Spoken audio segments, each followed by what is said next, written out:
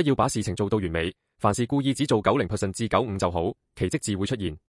井號昴宿星人，井號仙女星人，井號大角星人，井號天狼星人，歡迎你來到這裏。我愛你，我永遠是你最堅強的後盾，我永遠對你不離不棄。你其實是全宇宙的寵兒，你的身體、你的思想、你的靈魂本身就是一場奇蹟。光是你在看這篇文章，就代表全宇宙的好事正在像雪崩一樣飛向你。寫文章緣起，最近我的靈感真的又爆棚了，我直接寫下來，大家看就好。記住，真的能觸動到你的文章，必定蘊含了極大的正能量。以下是今天第7篇文章。正文：你是否是個完美主義的人？如果是的話，那你應該已經察覺到了，那就是無論你做得如何完美，總有一批人不認同你，不滿意你。相反，世界上有些人做事也不是完美的，但是他們比追求完美的人更加容易受到誇讚、榮譽。或者一個人太善良，反而得不到好的桃花。那些稍微有點缺點的人，反而桃花爆好。桃花最旺的人，不是長得最美的最帥的，而是長得比一般人好看一點的。這種人別人才敢追他斜線他，他的桃花就變得最好了。讀書也很明顯，你會發現，考大學考得最好的，不是班裏最努力的那個同學，也不是平時一直考第一的那個同學，而是處於中等偏上的同學。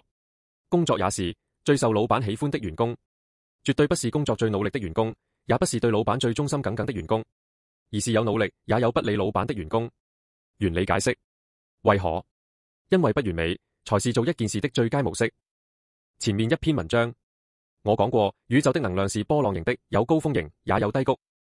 如果一件事情或者一個人太完美的話，就像處於波浪的最高峰一樣，已經是頂點的話，那只有下坡路了，而沒有達到頂點，但處於90%至95%的狀態的時候，才是最爽的，又能享受幾乎等於100%的好處，又不至於是最高處，還有成長空間，懂嗎？這在全地球的美學中也有體現。中國古建築最美的時代是唐朝和宋朝的時候，因為那些建築物都沒有過度裝飾，有很多留白，正是這些留白才讓人有美感。現在我們看到的中國建築基本都是清朝時代的，清朝雖然華麗，但就是過度繁瑣，不會留白。而我們普遍覺得日本古建築比中國古建築美，就是因為日本人比中國人用了更多的留白。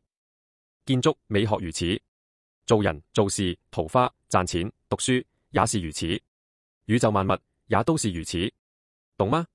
大家可以去搜索中國的陰陽太極圖，它不是直接50%斜線50%的把圓形切一半，而是在黑色最中心的部分有個白色的點，在白色最中心的部分有個黑色的點，兩者融合交匯，這就是宇宙萬物的法則，這就是宇宙的極致，這就是愛，這就是人類的智慧，這就是百千萬無盡壯大密萬伽羅。